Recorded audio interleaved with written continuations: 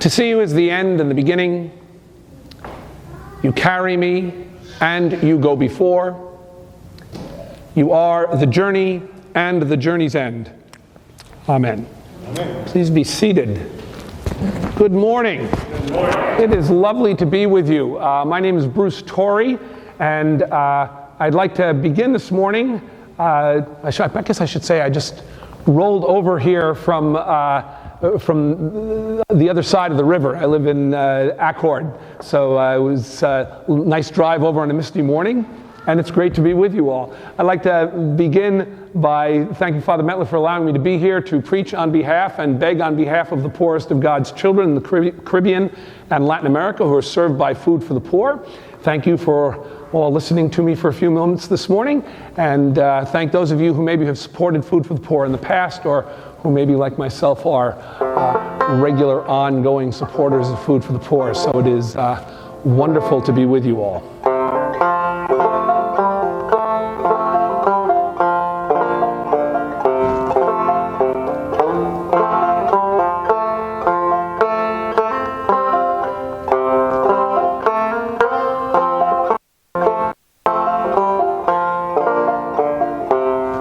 You all know this, so please join in.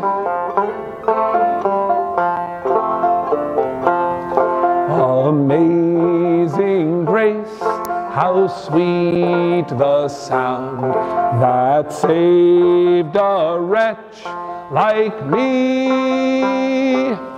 I once was lost, but now am found, was blind, but now I see.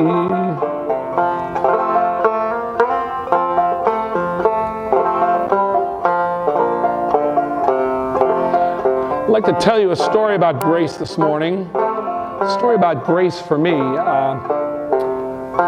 Happened about 4 years ago. I was in Honduras with Food for the Poor. I'd been there before. And whenever I've gone on, whether it was with my parishes in the past or whether it's been poor, whenever I go on a trip, whether I'm working on a project, as I did with parishes, or whether I'm just seeing the ministry of Food for the Poor, as I've done when I've gone with the organization, I found that on trips like these, there's always like one person who stands out to you, right? You get the one person you make the connection with.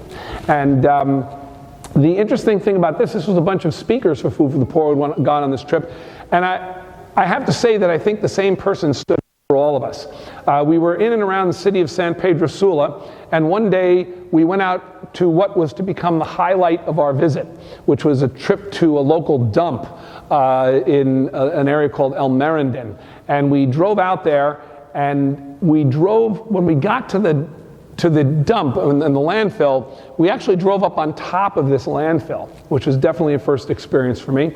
And when we got up there, we saw what I think I would have expected to see at the top of a landfill. There was a dump truck and there was a payloader, and there were about 6 or 7 guys hanging around, and they obviously worked for the landfill, but it actually kind of looked like a bank heist because they all had bandanas over their faces, right? And of course, the reason they had bandanas over their faces is the stench was just horrible. I mean, this is Honduras, right? It's like 90 degrees out, and other than the rainy season, this is basically cooking garbage, right? On top of this mountain of garbage. It was disgusting. And we also noticed up there with them a young woman and 4 little children, ranging in age from about 5 to, I'd say, about 12. And we were introduced to them. Her name was Carmen.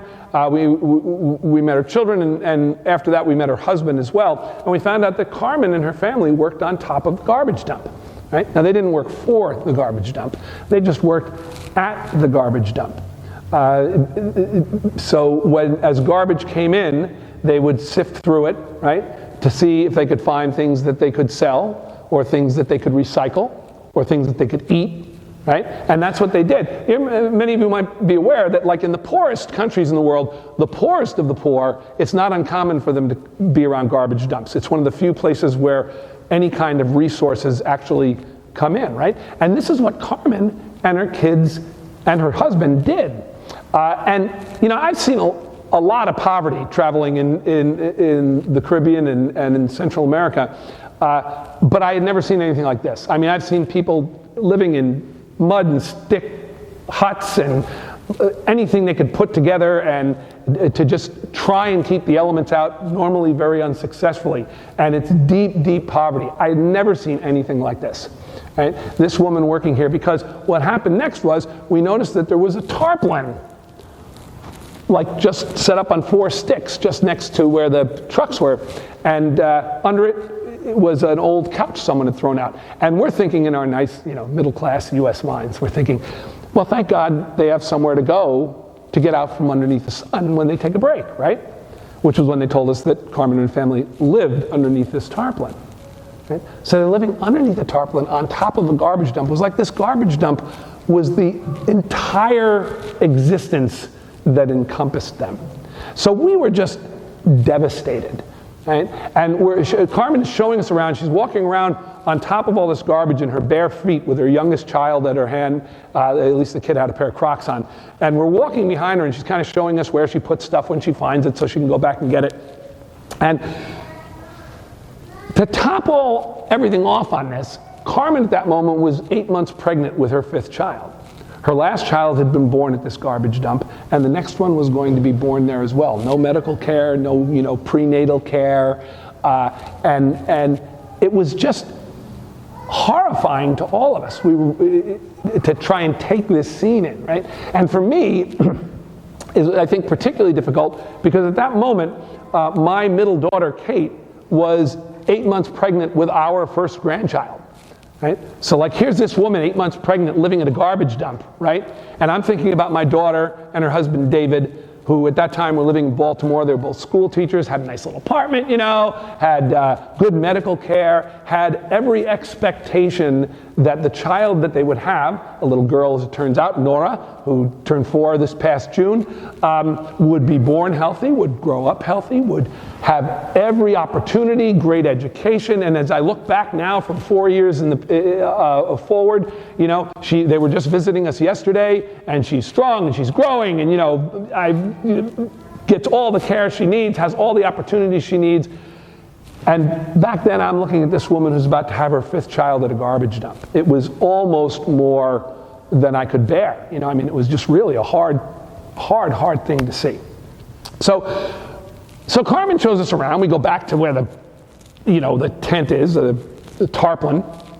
And we talked with her for a little while. We said a prayer with her, and we, where's my thing?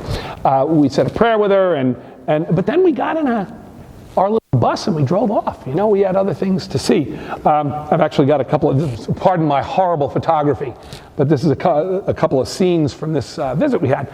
And so we drive off to go see other things that Food for the Poor is involved in. And we spent time in and around San Pedro Sula seeing those ministries, which encompasses just about everything you can imagine. Food for the Poor is, as the name suggests, started out as a feeding ministry, still feeds close to 1 million people a day in the Caribbean and Latin America, but also runs or supports orphanages, senior citizens' homes, medical clinics, schools, right? And we saw wonderful examples of all these things. And it was really exciting to see that.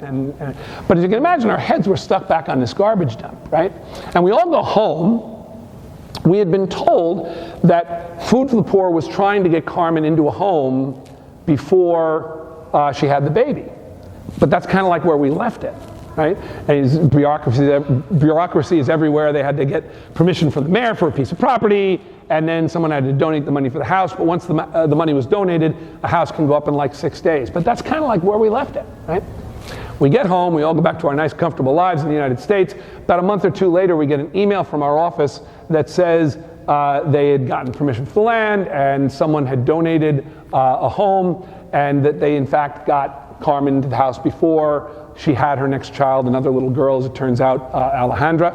And so we were thrilled, and the person had actually given them support for the next year for schooling and for food and all this other stuff. And Food for the Poor was involved in trying to find a different means of income for the family so that they find another way to sustain their lives. And we were all excited. We were all happy. It was, the emails were bouncing back and forth. We were really thrilled. And it's always great to see that happen. You know, I wasn't there when Carmen got her home. I've been there when people have gotten homes. It's an amazing thing to see because it really changes you in a fundamental way. Right? I've seen when people get home, it's kind of like their eyes light up. It's like kind of a resurrection experience, because when you live in conditions where you can't even keep the elements out and you have no security, right? It's really hard to live any other part of your life. Right? We're even learning this in the United States, you know, where we're learning that with homeless population in the United States, that one of the most important things to do is to get them into a secure living environment, because all the other stuff you want to do for them is going to probably have little impact if you can't get them into those kinds of situations. So I was not there. I've been there. It's a great thing to see. It always brings me back to the core of the gospel, which for me is Jesus' ministry to the poor, the destitute, people who are separated from the power base of their society. Right? And that's where kind of the gospel comes home for me. You know, every week I go and talk to congregations, and I talk about the gospel imperative to reach out for those in need, which is kind of really like preaching to the choir, you know, because every parish I go to is involved in that. You know, I was looking downstairs in your parish hall and see the stuff you've done, the work you've done in Haiti, and you were involved in the crop walk and the clothing collection and all the other things you're involved in is something that I see in every parish, because it is at the core of the gospel. One of the other things I say almost every week is you almost, on the vast majority of weeks on Sunday when we come into church, at least one of the readings speaks to this, right? The imperative to reach out to those in need. Today we see it most clearly in Psalm 82, right, where God is speaking actually to a bunch of the gods of the other nations and basically is condemning them. Why? Because they're not practicing justice, right? They're not helping those in need. Save the weak and the orphan. Defend the humble and needy. Rescue the weak and poor. Deliver them from the power of the wicked. And basically God condemns them because they are not doing that. Because that is at the core of the God of Israel, and also, of course, quite clearly is at the core of Jesus' ministry. Jesus' ministry, just especially in the Gospel of Luke, is just so powerfully entangled with that. Today we have this rather difficult reading. We're going into the difficult readings, aren't we? The readings for the fall, the readings of the end of time, the readings of judgment and all that, right?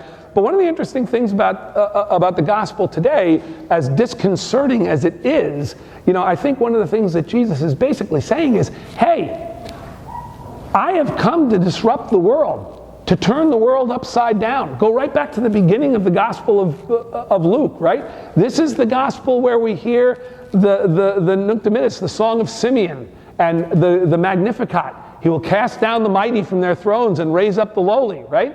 This is what Jesus is talking about. You know, he's saying God is disrupting the world, and he's disrupting it in favor of those who have nothing.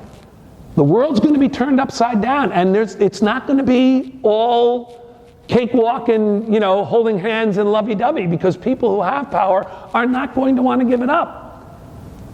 But God wants to see that, you know, the good of the earth shared with everyone, and that means helping those who are most in need. I'm here this morning to invite you to be part of an organization that does that in a very powerful way. Food for the Poor is one of the largest nonprofit relief and development organizations in the United States, and its ministry is to the destitute poor in the developing countries in the Caribbean and in Latin America. Serving people who sometimes are barely surviving, and also those who are in deep need, and providing them with the kinds of things that can change their lives, like housing or education or animal husbandry, right? And if you take a look at the brochure that should be in your bulletins, and I have lost mine. Can someone thank you so much, sir. You guys are highly organized. This is great. It's all you have to do is hold out your hand, and it's there. And if you open this up and don't read it now, read it after church. But if you open this up with the front cover facing you and then turn it over and look to the left at what I like to refer to the mathematics of compassion, right? We all know in our heads that US dollars go a long way in developing countries. I think it's great to see examples of it. So for instance, for $3,800, you can help put someone into a home. Right? Food for the Poor only builds larger homes now because like Carmen's, the families that it houses tend to be large in that part of the world. So it's a 2-bedroom home with a living area, and a very generous donor for Food for the Poor has agreed to match up to 50 houses recently.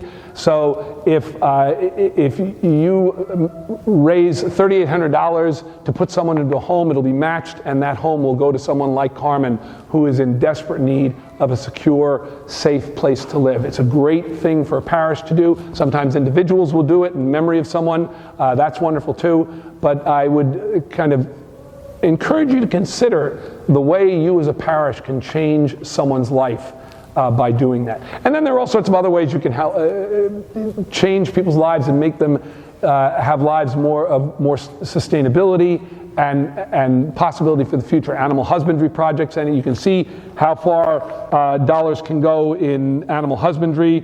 So for instance, for $90 you can get someone a goat, but it's that kind of thing that begins a level of sustainability in someone's life, because that's a renewable resource for them, right? And if you live in deep, deep poverty, that has a great impact on you. Or you can, another way you can help folks out is to support an orphan through our Angels of Hope program, which for $34 a month, you'll take a child and give them a future by giving them an education, resources in their life, and possibility for the future. So there are all sorts of ways you can change people's lives in powerful, powerful ways. This is also an envelope. You'll see it tears off after where those examples are.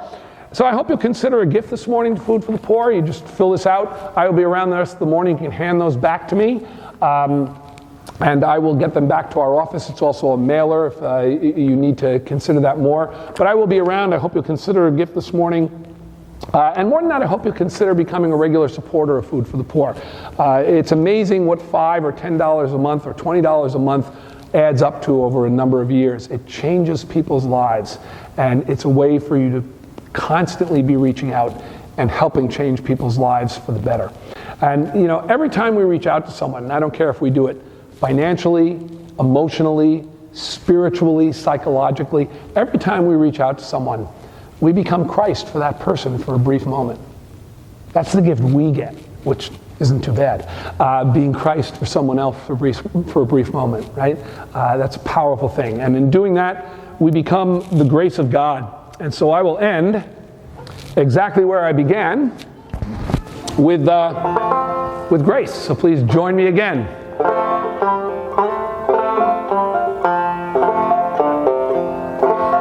Amazing grace, how sweet the sound that saved a wretch like me. I once was lost, but now am found, was blind, but now I see. Thanks for having me with you this morning. God bless you. God bless your parish and its ministry.